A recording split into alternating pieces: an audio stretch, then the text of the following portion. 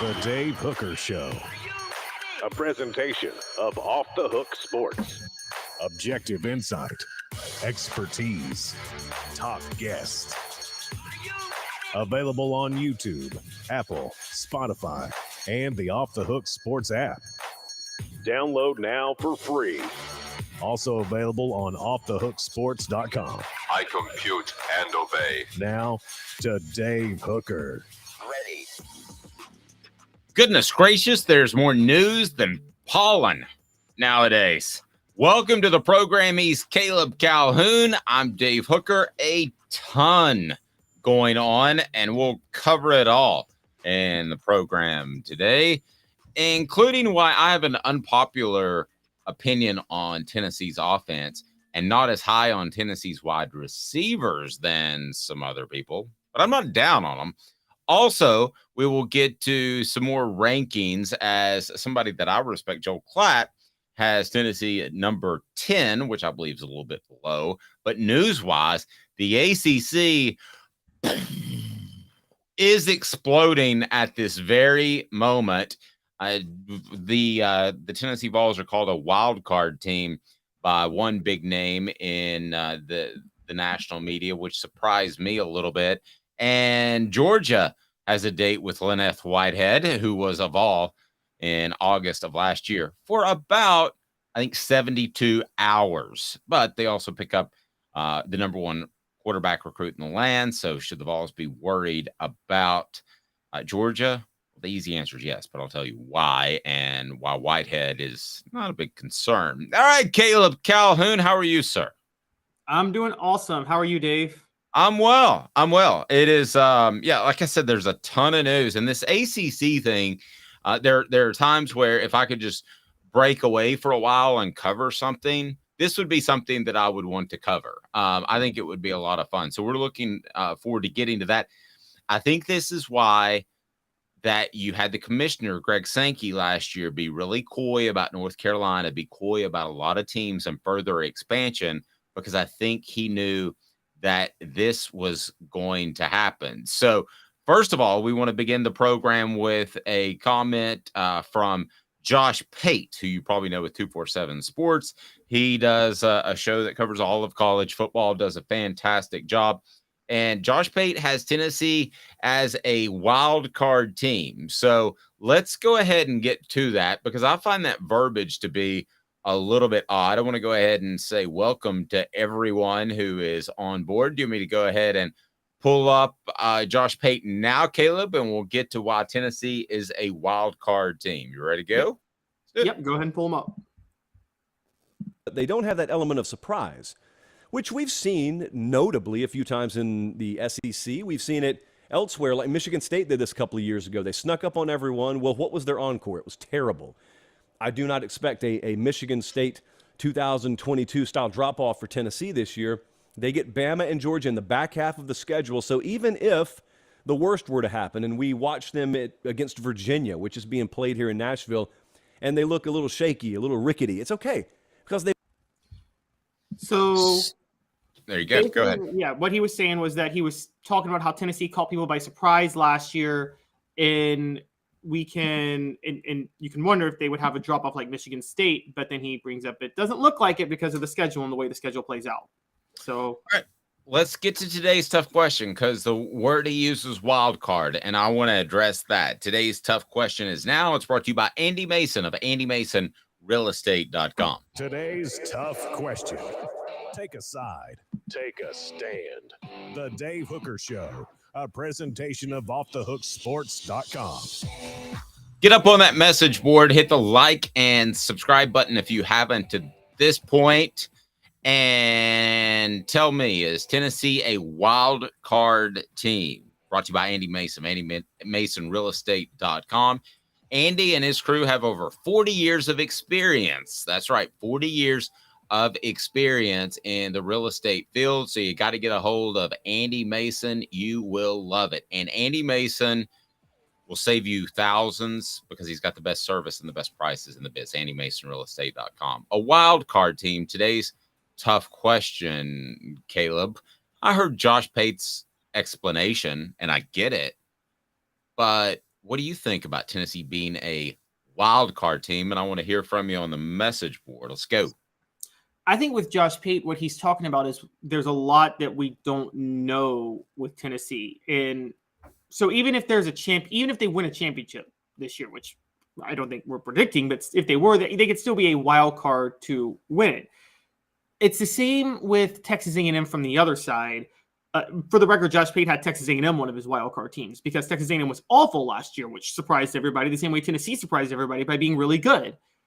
And so the question is, will Texas A&M be back to what we expect them to be? Will Tennessee fall from what they were last year? I think that's where the wild card comes in. And in that sense, yes, I'm willing to call them a wild card. They're not favored to win the East. I don't think you or I is predicting them to win the East at this moment. We might when August comes, but right now I'm not predicting them to win the East. And they're not. I think we'd be a little shocked if they made the college football playoff, wouldn't you? Like, not incredibly shocked, but it's not unrealistic. It's very realistic, but it's if you had to bet one or the other, you would bet no right now, wouldn't you? Given the schedule, given what they return, I would. Georgia is the only team that I would bet on to make the college football playoff. Okay. Because I think after Georgia, I think everybody's a wild card till about 15. This is why I don't really like the term wild card. And I'm not knocking Josh. I mean, we all use words from time to time that other people don't think is entirely accurate. But what do you think, Tracy Morgan? That's crazy. All right. The reason I don't like it is because it's Georgia and everybody else right now. Is Tennessee a wild card? No, I actually think they're one of the more predictable. Travis says, heck no, not a wild card. We may just win the SEC. And he says South Carolina is a wild card, which I think is a great point. Yes, South Carolina is a wild card. They could come out and they could be as good as they were last November. I don't think they will, or they could stumble. But Tennessee's not a wild card to me. Tennessee is actually one of the most predictable teams other than Georgia in the entire nation. And it's not just because I know them better than any other team.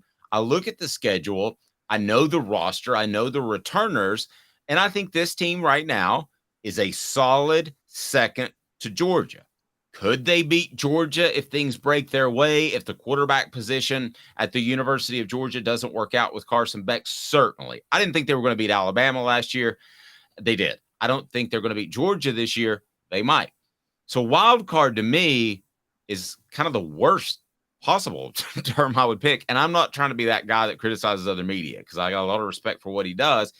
I just don't see wild card. To me, wild card is just, it ain't wild card. I just, they're more a given than anybody I can think of currently, especially in the SEC. Okay, are they though? I think a lot of people are very... If you throw the Orange Bowl out, and honestly, I lean more towards throwing the Orange Bowl out than I do taking anything of value from it. I don't know how you do. I didn't take that bowl game seriously. I don't think Clemson took it seriously. That both teams were shells of themselves playing in that game. If you throw the Orange Bowl out, you're really concerned about Tennessee football entering the fall because you don't know what to expect from Joe Milton at quarterback. There's still a lot of unknown, and I think that unknown does make them a wild card. I mean, the reason I clipped that part of what Josh Pate was talking about, he went into the whole thing about Tennessee. I encourage you guys all to check him out. Josh Pate does a great job. I love to send shout outs to people when we talk about what they said in the media. He does. And the reason I clipped that is he brings up the schedule, and you're right, the schedule favors Tennessee heavily. But okay, we expect them to beat Florida, but there's still this underlying issue of what if Joe Milton's as bad as we thought he was before the Orange Bowl? What if Florida is a little bit better? All of a sudden, Florida's a team that could beat Tennessee. What if Texas A&M does rebound and become a 9-10 win team? And if Joe Milton's that bad, all of a sudden Texas A&M could beat Tennessee. All of a sudden, so even though me and you think it's hard to see this team doing any worse than 10-2, it's still very possible to see this team stumbling to 7-5 if Joe Milton is as bad as we thought he was before the Orange Bowl game. Tracy Morgan, what do you think? That's crazy. And I don't mean this to be insulting, Caleb, but here's my thinking. I believe Josh Heupel, and anybody that knows me knows that I'm the most critical dude of coaches in the world. I believe in Josh Heupel. in that he will play to Joe Milton's strengths. So even if he's not as accurate as Hendon Hooker, you'll have the routes we talked about that he throws a little bit better. And I think that if Joe Milton shows some inaccuracies like he has in the past, and I know that's a concern within the building still. I've talked to people within the program. It's still a little bit of a concern. It's like, hey, you can throw it 90 yards, but what if the dude's at 64 yards? This is what somebody said to me. That's an exact quote. So Squirrel Life would be fast enough to get to the other 26 yards. Sorry. Probably right. So I think that Josh Heupel will find a way to work around that. Because I think you would rather have a quarterback guru in college than a great quarterback. And I think Tennessee has that. Also, some people are giving you a little bit of a hard time for throwing out the Orange Bowl. And that bring up a good point. You can't just throw it out. Yes, you can't. Caleb can do what he wants to. He puts the show together every day. I'm just window dressing. Now, just I mean, threw out the Sugar Bowl. Go ahead. Just like I threw out the Sugar Bowl for Jamarcus Russell against Notre Dame in 2007. That's what made him a number 1 draft pick, was his Sugar Bowl performance. And I said, throw it out. Doesn't matter. Well, I'm going to back Caleb on this for a second because you do bring up a good point. We don't know if those defensive players were super excited to play in a meaningless bowl game. So, maybe, it only takes 5 plays to make a quarterback look a lot better. I mean, so I can see where you're coming from that, but it did happen. I also think this, and I don't think this will happen, so y'all don't give me a hard time, okay? Because everybody says I'm a Joe Milton hater, and that drives me crazy. I think that if he were to struggle, I think Josh Heupel would pull the trigger and play the guy that we all love, Nico. So Dave's loving his toys this morning. I am loving my toys. By the way, Jacob, what should people do? What's up, everybody? This is Jacob Warren asking you to like, subscribe, and share. Dave needs this. I do. So I think he would pull the trigger on that. So I guess when it comes down to it, I can't go wild card when a team has a coach I completely believe in. You and I both, we also catch a hard time because we both think LSU's going to be really, really good really soon. For the next dynasty. So yeah. Yeah. If Jaden Daniels blew his knee out stepping off a curb tomorrow, I would still think they're not a wild card because Brian Kelly's going to figure it out somehow, some way. So I can't go a wild card. Now, I would have said that Michigan State's a wild card after their strong season in 2021 because I wasn't completely sold on Mel Tucker yet. So I guess it depends on what level you're sold on Josh Heupel. I think their wild card year, when they have to replace a lot of people with his high school prospects that he recruited, is 2024. Are they really, really good, or do they take a step back? Because let's face it, Jeremy Pruitt had a good eye for talent, brought in some pretty good players. Was he a doofus? Yes. But ultimately, Tennessee has benefited from transfers and Pruitt's guys. So to me, this isn't a wild card. This is, I would bet a mortgage payment on 10 wins this year. Maybe we're playing semantics, Caleb, but I don't see the term wild card. I feel like we know this program pretty well. Me and you know, the wild card comes from the fact that, again, we think this is going to happen. Look, I don't want to be too critical of Heupel, but UCF did get worse every year he was head coach there. They went from 12-0 to 10-3 to, what was it, the last year, 6-4, something like that. Now, I don't really count the COVID year. I think that that's an unfair. We're seeing now that everything should be thrown out from the COVID year, quite honestly. But we did see a little bit of a regression with UCF, and so we have to see what happens with Heupel this year, because this year is going to be a year where we'll get a better idea of 2024, because he is going to have to rely on some guys he recruited this year, not just transfers and Pruitt recruits. I mean, again, we talked about the Squirrel White is a guy he's going to have to rely on this year a lot more. A lot of the offensive line are going to be people that he went after. And so, I mean, this is not fully, this is kind of a test run to a certain degree of something that we didn't see with Heupel at UCF, and we haven't seen it with him at Tennessee yet, which is how good is he at scouting talent at the high school level. And we need to find that out. And this is a preview of that. You're right. 2024, it goes all in, but there's going to be some spots this year where we have to see that. Fair. I think they'll be very good offensively still, and I think the defense will be better. So that, in a nutshell, that's why I don't see wild card. Nevertheless, Georgia picks up Lynette Whitehead. There's a name you hadn't heard in a while, almost a year. He's a preferred walk-on, so it might work out for him. It sounds like the young man has some issues, and I do hope it works out for him because he has ability, but he didn't last 72 hours at Tennessee. But more importantly, if there were any lingering doubts about Georgia and bringing in a top-ranked quarterback, and those doubts would have been justified given that Stetson Bennett did not have elite ability and had to develop throughout his entire time at the University of Georgia. Also, there's going to be this stigma at Georgia that the quarterback's just kind of along for the ride. But what does Kirby Smart do? He goes out and picks up Dylan Raiola, the number one ranked prospect in the 2024 class, and a lot of services. Raiola from Pinnacle High School in Phoenix, Arizona, highest ranked quarterback to choose the Bulldogs since Justin Fields did so in October 2017. Fields played one season at Georgia before transferring to Ohio State. Now he's a Bear, and Raiola had committed to Ohio State in May 22 and decommitted in December. So does this make Georgia more worrisome or same worrisome? Or I think more. I mean, if they're able to, we've all talked about Mike Bobo as their offensive coordinator. That doesn't blow anybody's skirt up, okay? So if you're able to go out there and get an elite playmaker that can overcome a bit of a bland offense that Mark Richt basically ran while Bobo was there, I think this is scary for the rest of the SEC. What do you think, Caleb? I think it should be, but I think, again, I don't think it is because Mike Bobo's there. And I said this for a while. When Mike Bobo was coaching under Mark Richt, for the most part, Dave, that was Mark Richt's offense, wasn't it? That was more Mark Richt than Mike Bobo. Yes. And yeah. But we know Kirby Smart is going to fully turn the reins over to Mike Bobo. He doesn't really care about offense. He doesn't want to run the offense. And so we saw what Mike Bobo does running offenses at Colorado State. I don't think he's that good of a coach or a coordinator. And pro-style quarterbacks, more than mobile. See, Dylan Raiola is a pure drop-back passer. And here's the truth of the matter.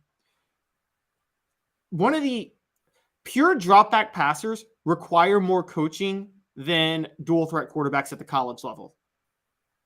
Because you actually have to teach them to read defenses, go through progressions, make sure you call the right plays, have complex routes. Whereas, I mean, I remember watching Frank Beamer and Bobby Bowden for years when they got mobile quarterbacks. They just threw the ball out and said, hey, get me yards. I mean, Bobby Bowden did that with Charlie Ward. Let's call it what it was. He basically was just, get me yards. I don't care. Do whatever you can do. And Frank Beamer did the same thing with Michael Vick, didn't he?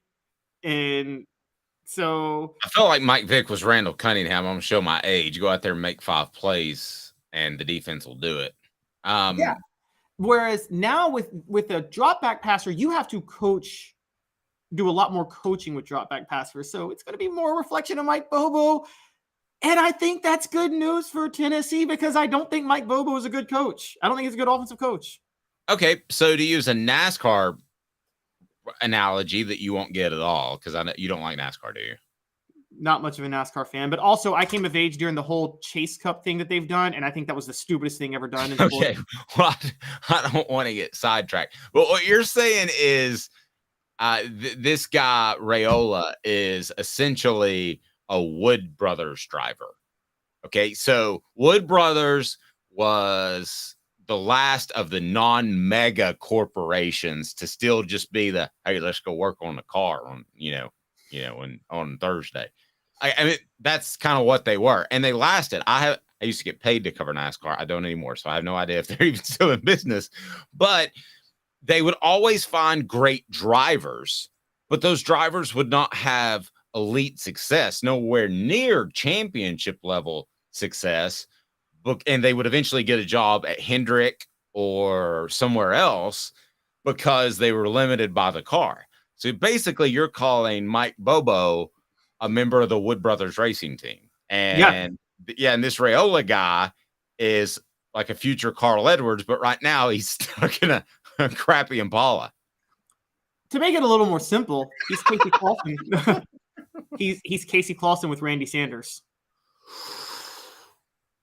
High hot heat. He's burning people. Wasn't Casey Clausen the most highly touted recruit at quarterback in 2000? Didn't everybody want him? Wasn't he a 5-star that we knew was going to the NFL? Seems like he was a high 4, but yeah, it was a big deal to get him from the West Coast.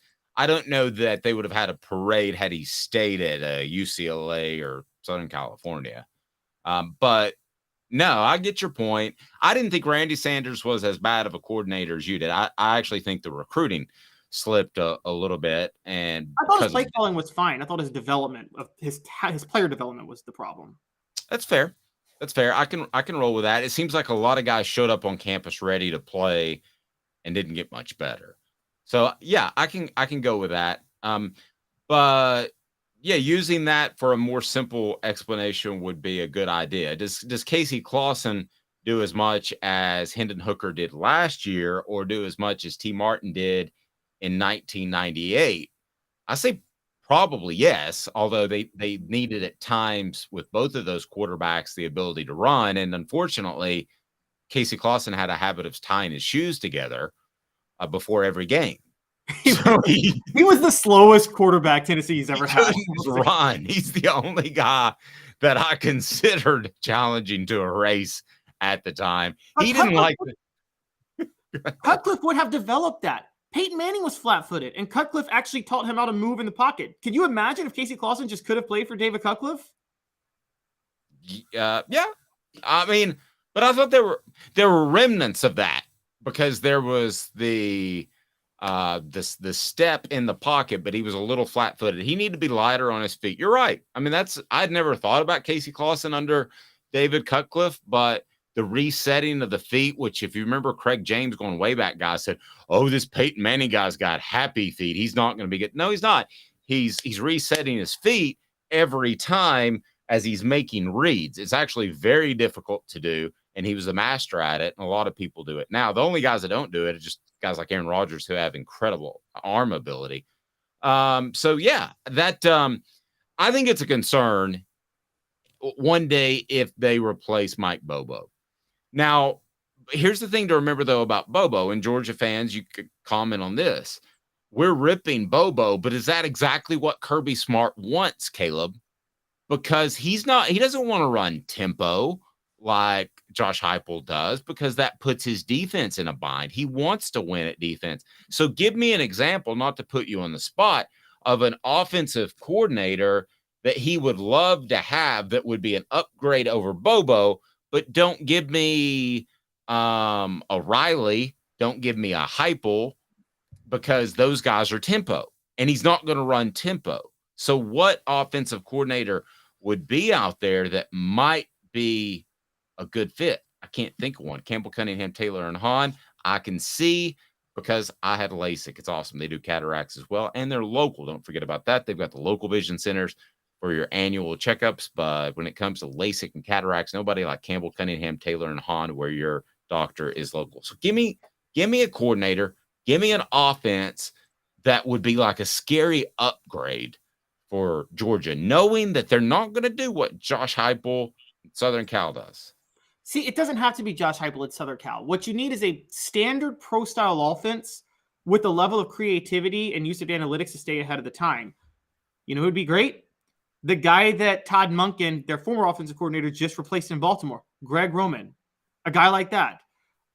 Somebody that has a level of creativity that just run a standard ahead of the curve pro style offense. How many NFL offenses now do you see? They're not what Josh Heupel or Lincoln Riley does, but they're ahead of the curve. Sean McVay, somebody like that. You know what I mean? A young Brian Daboll. Yes. Oh, Brian Daboll. That's a great example. He did a great job at Alabama. Yeah, I agree. Those type of coaches who, yes, they run pro-style offenses, but they're creative. They use analytics and things like that. That's not Mike Bobo. Mike Bobo is another Jim McElwain. Now, Alabama did win 2 national titles with Jim McElwain as offensive coordinator. I can tell you this right now. They would not be able to win a national title with Jim McElwain today as offensive coordinator. I don't think so. He's way too simplistic. Yeah, you just got to find the next Daboll. that can develop that quarterback. And I don't know who that is. I'll ask around. It gives me something to think about. There's a former Tennessee cuddler who's actually pretty creative as a coach. That Jim Bob yeah. Cooter. yes. He's actually a pretty. I'm surprised he hasn't gotten a job, but I'm surprised he hasn't gotten a more high profile job. But maybe it is that issue that's holding him back. But he has a good. Man, that's been 20 years ago too, and he had a DUI as well.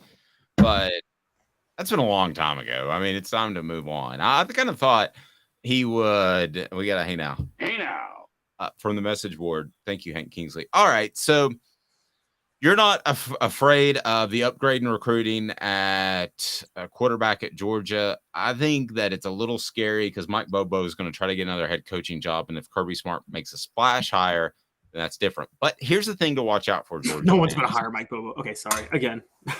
Well, I mean, I like a UCF. I could see a UCF if it came open. Okay, but here's the thing, Georgia fans, that you just have to get used to, and it's fine because you're winning championships. You're going to be what you're going to be, and that is a defensive-minded team first.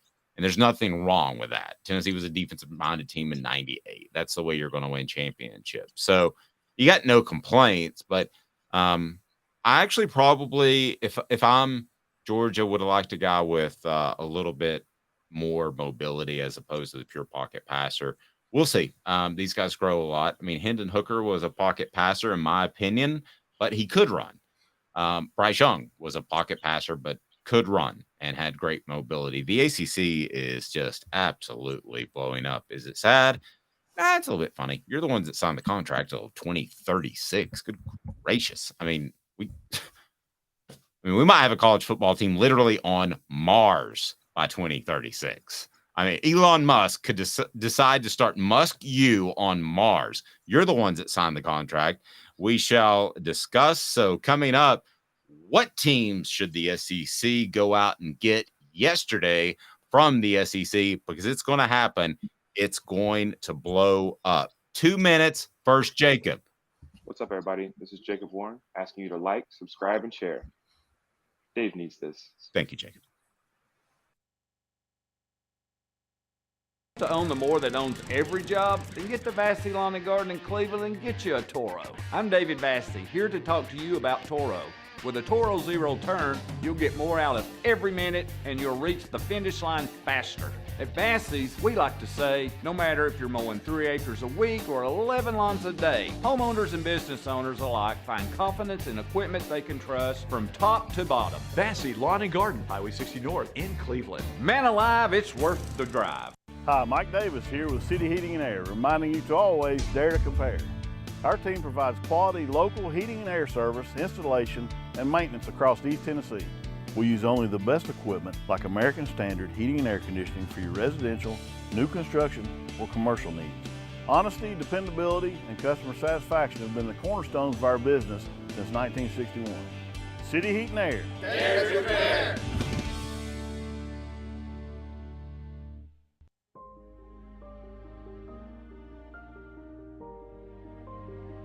Our family has been creating one-of-a-kind pieces of jewelry in West Knoxville since 1986. Each piece is a combination of unique processes that bring your idea to life. Every day in our shop, a truly special item with a story all its own is being manufactured in our facility, bringing the history and family sentiment into a whole new generation of life. We're grateful that you chose us to be Knoxville's best jeweler, a title that we value and respect. Because to me, being a jeweler and owning a jewelry store are not the same thing. I'm Rick Terry. I'm a jeweler, and we want to be your jeweler. Kingston Pike and Campbell Station Road in the heart of Farragut, and downtown on Gay Street right next to the Tennessee Theater. With all that sun, sand, and salt water, the beach is a very relaxing place. Unless you wear contacts. Ow! Open your eyes to the best the beach has to offer with LASIK vision correction from Campbell Cunningham Laser Center. Ah. Who's this guy? Hello, wizard. The Dave Hooker Show, Who? a presentation of Off the Hook Sports, What? YouTube, Apple, Spotify, and the free Off the Hook Sports app. Back to Dave Hooker. Look at our message board throwing high hot heat. Dewey Warren, shout out. Swamp Rat. The Swamp Rat. How about that? Elias says Jim Bob Cooter isn't the first incredibly country Tennessee quarterback to be an offensive innovator. By the way, Jim Bob Cooter has like an incredibly high IQ. I don't know. He got like a perfect score in the ACT. It was the Wonderlic, wasn't it? I think it was both. Oh, I think he got perfect on the ACT. I think it was 36. Man, I wish my son got 36. I wouldn't be paying so much in bleeping tuition. But anyway, that's my problem. But did you know that Dewey Warren was not one of, but the innovator of the West Coast offense? I love our message board. Actually, he was not. He worked under Lavelle Edwards, not just the West Coast, but he actually really kind of he helped develop the run and shoot offense. And here's the great irony of that: the run and shoot offense was the precursor to the fun and gun, which Tennessee could not figure out for the life of them in the 90s. By the way, I remember Lavelle Edwards was doing some speaking engagement, and somebody had told me, well, and Dewey's never bragged about it. I love Dewey. Dewey's never bragged about it, but somebody told me, he invented the West Coast offense. I'm like, bull. That's not true. I thought that was in San Francisco with Bill Walsh in between that coaching staff's visits to strip clubs. Oops. I didn't mean to say that. Yeah, so we had Lavelle Edwards. Okay, sorry.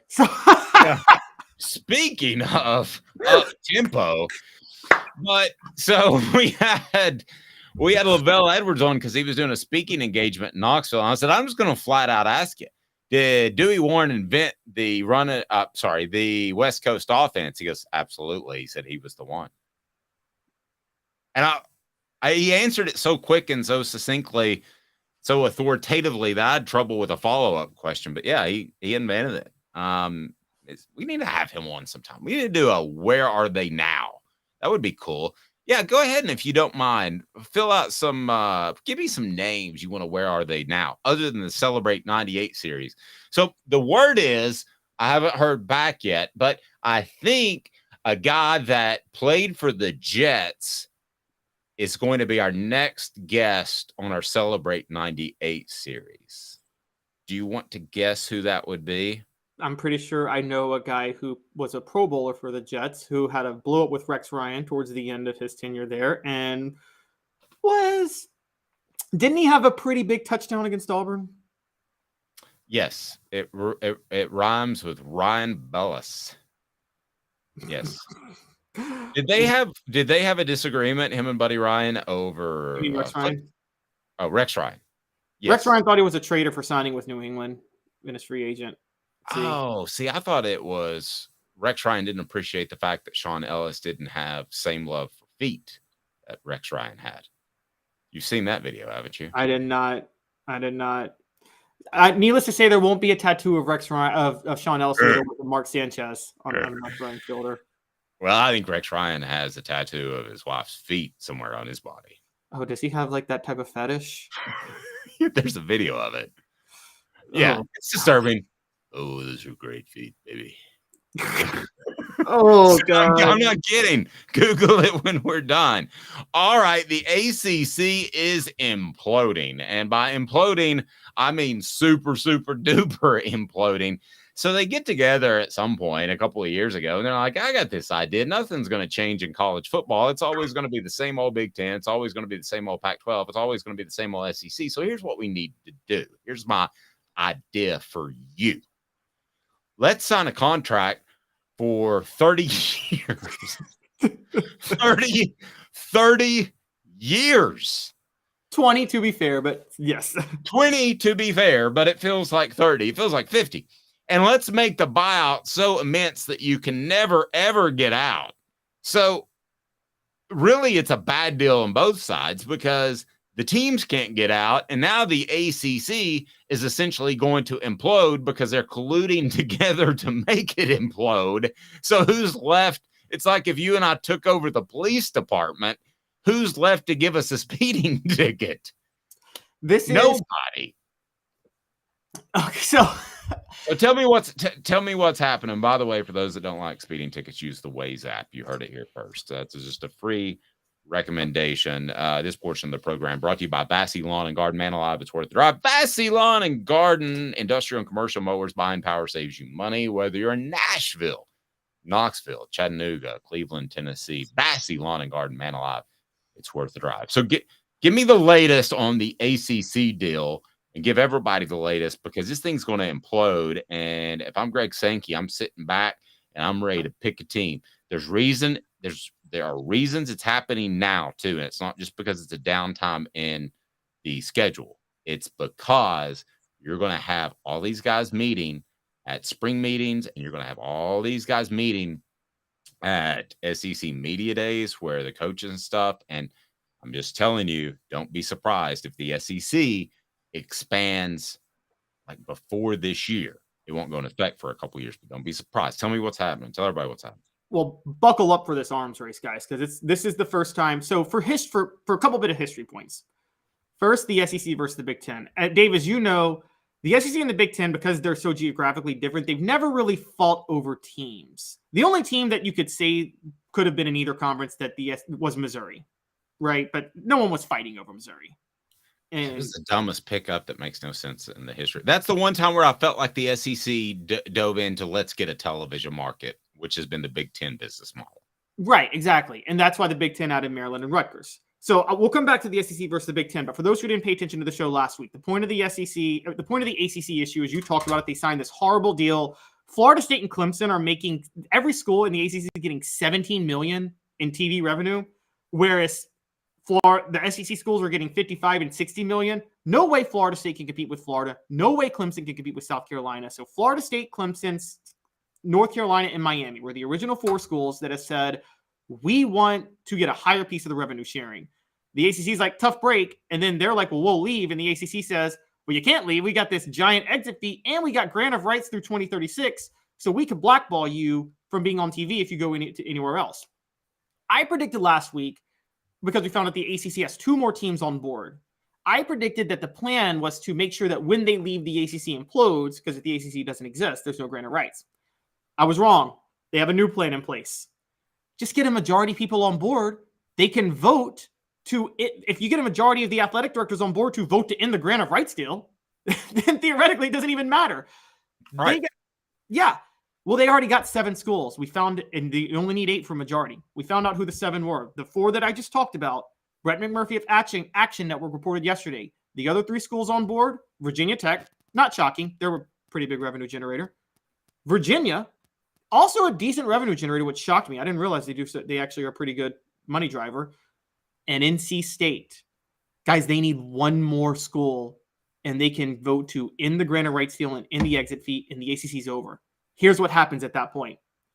The Big Ten and the SEC, for the first time, are going to be locked in a bloodthirsty battle for schools. So what's going to happen is I'm going to tell you the first part. I'm going to tell you how each conference tries to add teams.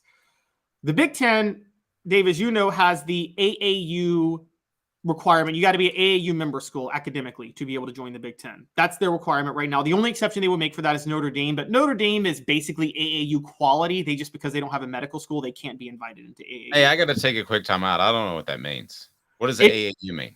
So AAU is, let me see what it stands for. AAU. I thought that was the basketball circuit. Association of American Universities, which is this collection of elite universities that you have to invite schools in. These are what you call public Ivies. Okay. So okay. Is UMass in there for personal reasons? Go ahead. Boston U is in there, but not UMass. But yeah, so the Big Ten, with the exception of Notre Dame, right now is still only accepting AAU member schools if you want to join. They have, because the Big Ten, it's unlike the SEC, it's about research along with athletics. So AAU, they have to hit that baseline. Then for the Big Ten, number 1 to them is markets and number 2 is brand. For the SEC, it's the reverse. Number 1 is brand, number 2 is markets. Academics don't even matter. They're just taking the revenue. But and regionality. Yes. Except for Missouri, which I guess is kind of a southern state. So the first easy split is going to happen. Virginia Tech. Virginia is an AAU school. Virginia Tech's not. Virginia Tech's the bigger brand. Both are equal in markets. It's an easy split, right? SEC's getting Virginia Tech. Big Ten's getting Virginia. Okay. Obvious. Okay, here's where the fight comes. We know the Big Ten wants Miami. We also know the SEC wants North Carolina, and we know the minute the Big Ten adds North Virginia, they're going to want to get into North Carolina. So here comes the SEC's issue. I would theoretically think they would add Florida State, Clemson, North Carolina, and Virginia Tech. They might need to start adding schools like Miami to make sure that the number one thing the SEC doesn't want is the Big Ten getting into their markets.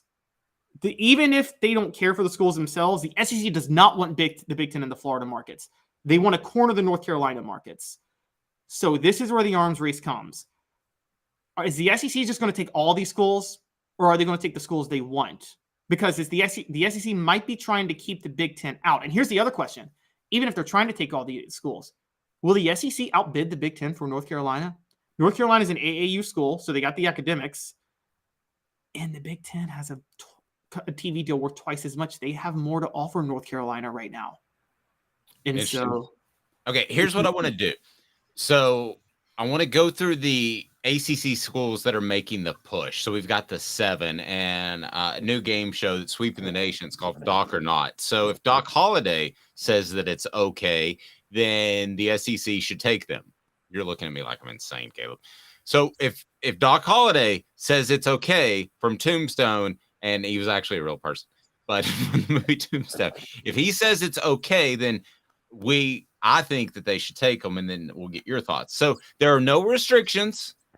We're going to say whether it's a good fit or not. So I don't want to get it in the conversation of, well, that would be 28 teams, Dave. Well, yeah, Dave's a dreamer. Dave believes. And so it's Doc or Not. So here we go. So you give me the ACC school, and I'm going to Doc or Not it. So let's go through the 7, and I'm going to tell you whether or not I would take them into the SEC if I'm Commissioner Dave Sankey. All right, I'm going to go north to south. You mean Greg Sankey, by the way, not Dave Sankey. No, I was referring to me. Oh, okay. You making a joke? Okay. Or Greg Hooker. Either one. All right, Virginia. Why don't you shut the hell up? I don't want Virginia. I'm with nothing you. For me. I'm with you largely because of the next school, Virginia Tech. I'm your huckleberry. Love Virginia Tech. I think that would be a great SEC fit. That's a natural rival, Tennessee, Virginia Tech, isn't it? It's like, okay, so yeah. Even without the bastardized game they had right. Bristol Motor Speedway, where you couldn't see the game because it was 5 miles away. Go ahead. North Carolina. I'm your huckleberry. Taking it. All right, here's my question. Hypothetically, North Carolina joins the Big Ten. NC State.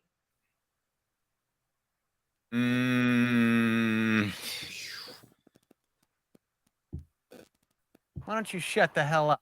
You suck. I'm not taking NC State. You're completely wrong on this, Dave. If North Carolina you go all out for North Carolina, but if they choose to join the Big Ten, you got to take NC State. You cannot let the Big Ten in the North Carolina market while you're not in there. But I'm strictly ball, man. I mean, they got enough money.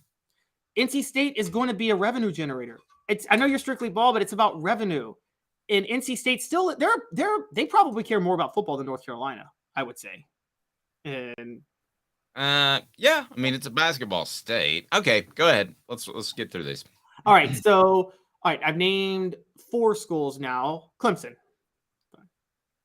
I'm your huckleberry. No question. And by the way, I'm telling you right now, Clemson's going to the SEC because they won't join the Big Ten. They can't. And so why not? They're not an AAU school.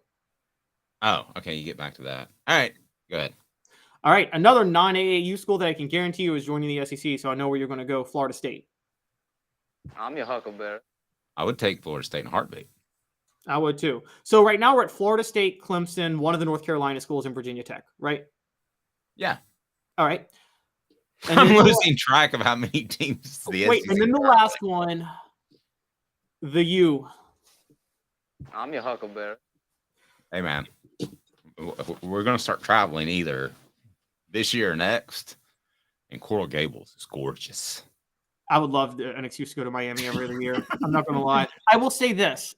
I actually wouldn't take Miami from the SEC's perspective, but I would take them now because I think you agree, right, Dave? You don't want the Big Ten in Florida. You don't want them in Florida at all.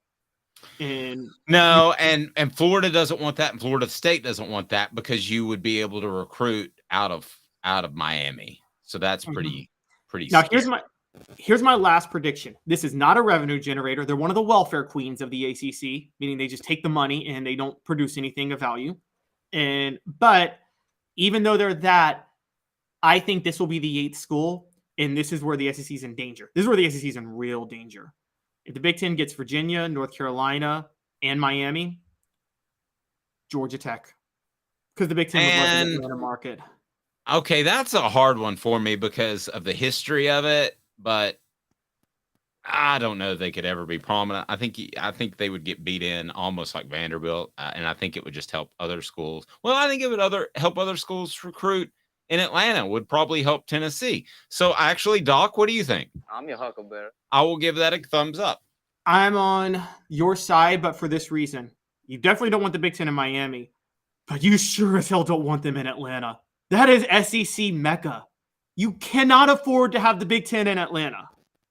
Yeah, I can roll all that. I like what you said. All right, so there was a recent column that talked about Tennessee's wide receivers and how they were one of the most, was it confident groups, or that this particular writer had the most confidence in? Can you help me with that? Was it Mr. Crawford by chance? This was on Saturday Down South, right? Okay, so anyway, he said that it's one of the positions that he had the most confidence in on any team in the nation. And I'm here to tell you that I have complete confidence in Tennessee's wide receivers because of Josh Heupel and what they brought in. But I'm going to be real honest with you. They're not as high on the scale of confidence that I have for some other teams. And that's going to lead us to 4 Downs, which is right now. And 4 Downs is brought to you by Craft Treats. So level of confidence, scale of 1 to 10. 4 Downs brought to you by crafttreats.com. 4 Downs. 4 questions. 4 answers. The Dave Hooker Show. 4 Downs. A presentation of offthehooksports.com. All right, jump in your message board. I want to hear you. We're going to go scale of confidence with running backs, wide receivers, offensive line, and quarterbacks. Brought to you by Craft Treats. Use the promo code OFFTHEHOOK for those chill pills. If your pet has any digestive issues or arthritis or social anxiety, it'll take care of it. Pretty awesome. And they have other non-CBD treats as well. So go to crafttreats.com and use the promo code OFFTHEHOOK, the promo code OFFTHEHOOK, and you will save 20%. That's pretty strong. So here we go. Scale of confidence, 1 to 10. I want to start with Tennessee's wide receivers, which got this conversation started. 1 to 10. Caleb Calhoun, where are you? I'm a 9. I'm a 9, and I don't know why I'm not a 10. Maybe it's just because of the players they lost, but forget it. I'm a 10. I'm a 10. There's no between Squirrel White, Dante Thornton, Ramel Keaton, and Brew McCoy. I'm a 10. I'm a 7, and I'm a little more cynical because we are talking about a transfer, and I got to see a little bit more athleticism from Ramel Keaton to think of him as a Hyatt or even a Tillman or even a McCoy. All right, so that was wide receivers. You're a 10, I'm a 7. And we're going to get to eventually running backs because that's what I wrote about. It's on offthehooksports.com. Offensive line, no Darnell Wright, scale of 1 to 10. And by the way, everybody, 7 means I'm very confident. Go ahead. Actually, I'm a 5. We don't know what Gerald Mincy can do when he moves over to right tackle. Massive questions at left tackle, and massive questions at left guard, and massive questions on backup center. The only thing you know for sure is Cooper Mays and Javonte Spraggins. Okay, I'll say I'm probably a little bit higher, but I don't want to say as high as wide receivers. So I'm going to go ahead and bump wide receivers up to 8, and I'll take the offensive line at a 7. So I readjusted. All right. Next, the running backs, which I wrote about, which I believe, I'll go ahead and go on record right now. I have more confidence in them based off what I've heard about Dylan Sampson, not publicly, but within that program, that they're going to be special good. So I'll go first. Scale of 1 to confidence. This is 3rd down. I will go 10. I'm not sold on Cam Seldon yet, but he certainly looked the part. At the very least, they have 3 guys that can play at a high level. Jabari Small, even though he put on 15 pounds last year, he did get banged up, so he can take fewer carries. And the thing that we don't say oftentimes enough is Jalen Rice just darn good. We don't say that enough. So I'm a complete 10. I think Tennessee will have its best group of tailbacks since, when we talk trios, since the 90s. Now, they don't have 2 that are as good as Jalen Hurd and Alvin Kamara, but if you want to talk 3, I think we're talking about 20 or so years. And there I am on that. So I'm a 10. Where are you, Caleb? I'm close. I mean, I'm a 9. The only reason I'm a 9 is I think Dylan Sampson is the only transformative, transcendent running back on the roster that I think could be an NFL star. So if he got hurt, I'm not so sure yet. Even though I think Jabari Small and Jalen Wright are reliable. But I can't put it like a 10 is like 1998 when you have 2 running backs who would be Pro Bowlers, who would become Pro Bowlers in the NFL, one a 2,000-yard rusher. That's a 10. Agreed. I'll add to this. I'm not sold on Cam Seldon yet because they've thrown guys out there in the past, and I've seen this covering football for a quarter of a century. They sometimes throw some guys out there in spring because they don't want to have the other guys beat up. So I think a lot of people, this time last year, we were talking about Justin Williams-Thomas was going to be the man. So I'm not sold yet on Cam Seldon. I may be within like 2 weeks, but I'm sold on the other trio. I think Tennessee, barring a rash of injuries, will be very, very good at the running back position in this order. Big playability, Sampson, Wright, Small, out of that trio. I think they'll be very, very good. So there we go. So you can have faith in Tennessee's wide receivers because of Josh Heupel, and you should. You can have faith in the offensive line because remember he also flip-flopped the offensive line with Darnell Wright last year, which I thought was insane. That worked. You can have faith in the quarterback based off what he's done with Hendon Hooker. But I believe you should have the most confidence of any position group on offense out of the running backs. That's where I am on that. And then I want to get to Joel Clapp. His thoughts on Tennessee, and a lot of these lists are going to come out, and we're going to do some of these, but it's fodder to talk about, and we're going to have our own list. But he did have Tennessee at a number 10. Face value, I've got no problem with that, Caleb. I think they should be considered a top 10 school, but one of the things really stuck out to you on the list. What? Yes, what stuck out to me on the list was the teams he had ahead of them. One of them was, and it's one that's been sticking in my craw. We're going to start talking about more teams in the future, like we did yesterday with South Carolina, and we're going to do one on Florida State in the future. And I'm going to spoil it for you guys. I think they're the most overrated team in football this year. Like, I think I don't get the love for Florida State, but that's a story for another day. But he has them at number 8. That bothers me. The other one that bothers me is Washington at number 9. Now, let me be fair real quick to Washington. They do have, I think they have Michael Penix Jr. back at quarterback, and this guy is a very highly touted guy. Just so you guys, in case you guys forgot, he was committed to Butch Jones with Adrian Martinez in 2018. Michael Penix, Adrian Martinez, Butch Jones. Butch Jones was still getting recruits. He just could not coach him to save his life. He needs to get committed to a new hairstylist. Yes. Oh my gosh. It's like straight out of like 1983, right? I mean, you make a lot of money and you got an $8 haircut, for goodness sake. Go ahead. So that bothered me. Washington, yes, they finished the year strong. I mean, they won 7 straight to end the year. They beat Oregon on the road. They beat Oregon State at home. But I mean, come on.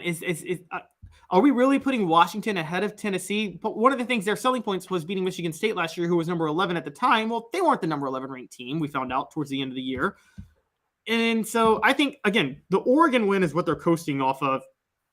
And Oregon, in case we forgot, lost 49-3 to Georgia to open the year. So I got a problem with Washington being ahead of Tennessee.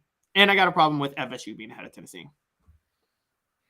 I will agree on both of those. I don't think either one of those teams should be ahead of Tennessee. To me, they feel a little bit like Tennessee last year, and that people are trying to get on board with a couple of programs that might be on the rise, because I think a lot of people missed on Tennessee last year. So it feels like people are trying to do that. I don't understand completely all the love of Florida State that's going around, and I would like to be proven wrong, actually, because I think a lot like Tennessee, I think college football is better when Florida State is good. You can't get any better than great integrity in 50cityheatandair.com. And you may not need a new HVAC unit when those temperatures soar and yours isn't working. Just may need a new part or some more coolant. They'll take care of you. So that's City Heating and Air Conditioning, cityheatandair.com. All right. So why is Florida State getting all the love? Explain that to me. Because they finished last year on a 6-game winning streak, and people are buying into and they beat Florida and Oklahoma to close out the year. So people are buying into maybe Mike Norvell's building something. And I think that if there is one team that I think has, and I think Bobby Bowden, to his credit, by how great he was with the media and how open he was for decades, rest in peace, and how much of a just awesome guy he was, bought Florida. I don't think any program got more goodwill bought for them than Florida State. They got more goodwill than Notre Dame. I think people try to will Florida State to be good. So Florida State goes 10-3 last year, doesn't beat one team in the top 25. They lose 3 straight, all to the only 3 top 25 teams they played. But I think a lot of sports writers have a nostalgia for, who was there a better interview in the nation than Bobby Bowden? And I think there's nostalgia for just how good of a guy he was. So there's been a bias with him for years. But I've sports media. These are the same sports writers, by the way, that gave Florida State the national championship in 1993, even though they and Notre Dame both had one loss and Notre Dame beat Florida State. Well, you may be onto something with the love for Bobby Bowden. I interviewed him when he won. I think he won an award at Tennessee, and yeah, he was cool to deal with. But that's been a long time ago. How many sports writers are still in sports writing that interview Bobby Bowden? That's turned into a long time ago. When I look at that Florida State thing, and the final wins, which is what I was trying to lead you into. Let's remember they beat Georgia Tech. Yippee! They beat Miami. Slightly bigger yippee, I guess. They beat Syracuse. You realize these are terrible teams last year. Yeah, that's not even a yippee, that's a yip. And they beat Louisiana. That's a yip. They beat Florida, who was stumbling from day one. Who lost to Vanderbilt the week before. Yeah. And they just beat them by 7, if I recall correctly. And then they beat Oklahoma, who was not a very good football team in a year of transition. And they beat him by 3. Yeah, I don't get the love there. And if that's trying to get ahead of the curve, I'm missing something. No, I agree. And everybody's so high on them. And guys, let's not forget, until last year, Mike Norvell was on the hot seat. He went 3-6 in 2020, and he went 5-7 in 2021. This is Will Muschamp at South Carolina after 2017, when South Carolina went 9-4 because the SEC East was so garbage that year. And I think that we're seeing a lot of similar love happening for Mike Norvell. I think Florida State is going to be one of those teams that they're building them up, and there's going to be a shock at how bad they are. And I've since I've been following college football, the reason I brought that up, I've just never seen a team getting more love than Florida State unjustly over the years. And that's interesting. Okay, my natural comeback is Notre Dame. I used to believe Notre Dame, and Notre Dame's right there, but I can't get past 1993. If Notre Dame got more love, how did Florida State get awarded the national championship over Notre Dame when Notre Dame beat Florida State and they both finished with 1 loss? Okay, well, help me with this. Did they win the coaches or did they win the AP? Both. Florida State won both. Oh, well, that doesn't make any sense. Yeah. What happened was, it was that Florida State Notre Dame 1 versus 2 game of the century, right? Notre Dame beats Florida State. Now, the next week, Notre Dame gets upset by Boston College. Fine. But they should stay ahead of Florida State because both teams have one loss and Notre Dame beat Florida State. And then Florida State gets to play Nebraska for the national title in the Bowl Coalition, I think is what it was called back then. And Florida State wins. And so they're given the national title and both teams have a loss. That shouldn't have been a national title for Florida State. No, yeah, they are massively loved. I still remember, and also there's only like 4 games. I don't believe in blaming the refs. And there's only 4 or 5 games in sports history where I think you can straight up blame the refs and think that game was fixed. 2003 Florida State is one of those games when Florida State beat Florida. I will go to my grave thinking that game was fixed for Florida State. Want to go to the message board for a second because I apologize, guys. Mine froze up on my end, but you guys commented, and I always want to get your opinions because you bring so much to the table. So Travis, for instance, said offensive line 7, running backs 8. Going back to our conversation earlier, wide receiver 10. So offense 8.3. He really broke it down as far as confidence level. And then we had D, who brought up a really, really good point.